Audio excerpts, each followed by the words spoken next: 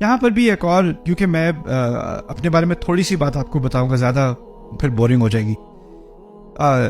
میں جب اسلام کے بارے میں سوچ رہا تھا کہ میں مسلمان کیوں ہوں، کیونکہ میرے پیرنٹس تو میرے ساتھ تھے نہیں اس وقت نیو یارک میں.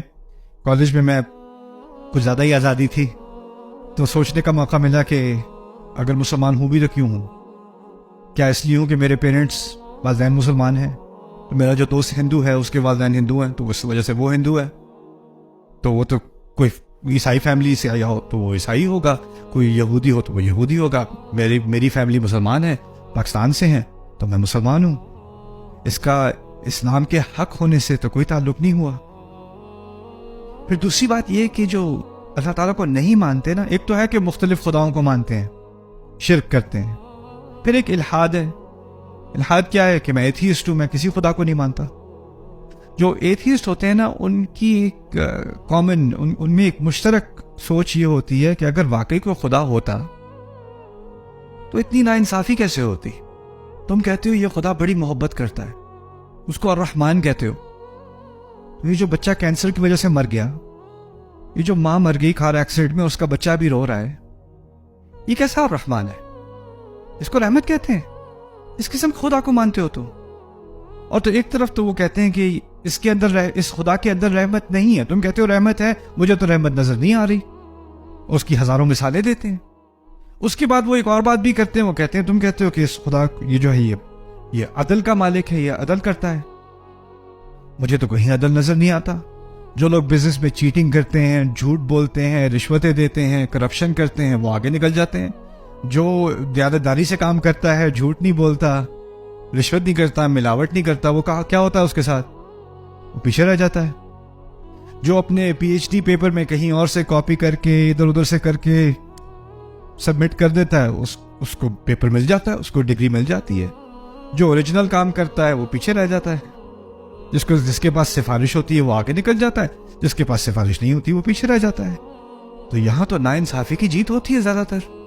تم جتنا بھی کہتے رہو کہ یہ اگر خدا واقعی اتنا انصاف کرتا ہے تو اس کی ایک عام سی مثال ہے. اگر ایک انسان جان بوجھ کر غلط وجہ سے ایک دوسرے انسان کا قتل کرے تو اس کی کیا سزا ہونی چاہیے؟ اس نے ایک جان دی ہے تو کیا ہونا چاہیے اس کے ساتھ؟ اس کی بھی جان لو. لیکن اگر ایک انسان 100 لوگوں کا قتل کر دے، ممکن ہے کہ نہیں؟ ایک انسان 100 لوگوں کا قتل کرے، کیا سزا دو گے؟ زیادہ سے زیادہ ایک ہی دفعہ قتل کرو گے نا. ایک دفعہ قتل کرنے کے بعد اس کے بعد آپ کیا کر سکتے ہو؟ جانے اس نے 100 لی، لیکن آپ تو اس کو ایک ہی دفعہ سزا دے سکتے ہو نا. تو یہ انصاف تھوڑی ہوا. تو دو بڑے جو اشکال، دو بڑی شکایتیں آتی ہیں خدا کے کانسیپٹ کے خلاف، اللہ کے خلاف. ایک ہے کہ یہ تم کہتے ہو کہ یہ رحمان ہے، اس میں رحمت کہاں ہے؟ مجھے تو نہیں نظر آتی. اور تم کہتے ہو کہ یہ عدل ہے، یہ انصاف کرتا ہے، مجھے تو انصاف نظر نہیں آتا. پھر اس کے ساتھ ایک اور مسئلہ کھڑا ہوتا ہے کہ اگر کوئی بھی ایک رب کو مان لے، ایک الہ کو مان لے جو ہر معاملے میں اس میں کوئی کوتاہی نہیں ہے، اس کے علم میں کسی چیز کی کمی نہیں ہے، اس کی حکمت میں کسی چیز کی کمی نہیں ہے، اس کی محبت میں کسی چیز کی کمی نہیں ہے، اس کے عدل میں کسی چیز کی کمی نہیں ہے. کیونکہ اگر ایک بھی کمی کسی بھی چیز میں ہو جائے تو وہ خدا نہیں ہو سکتا. بات واضح ہے نا؟ کیونکہ اگر کمی ہوئی تو خدا کیسا ہوا پھر؟ رائٹ. فاتحہ میں اس بات کا جواب ہے. فاتحہ میں اللہ تعالیٰ نے ہمارے اور اللہ کے رشتے کی بنیاد الرحمن رکھی، العدل رکھی. پہلے اپنا نام بتایا الحمدللہ، پھر بتایا تمام چیزیں اللہ کے بارے میں سیکھنے کے لیے پہلی چیز کیا سیکھنی پڑے گی. پہلا وصف اللہ کا، پہلی صفت کیا تھی فاتحہ میں؟ رب. یعنی اس تمام رشتے کی بنیاد، میری تمام زندگی کی بنیاد، انسانیت کی کہانی کی بنیاد ایک لفظ ہے میرے اور اللہ کے درمیان. وہ کیا ہے؟ اللہ میرا رب ہے. اب جب وہ اپنے آپ کو الرحمن کہتا ہے نا، تو وہ رب ہونے کے دائرے کے اندر رحمت کر رہا ہے. اور جب وہ مالک یوم الدین ہوگا تو وہ رب کے ناطے وہ فیصلہ کرے گا اس دن.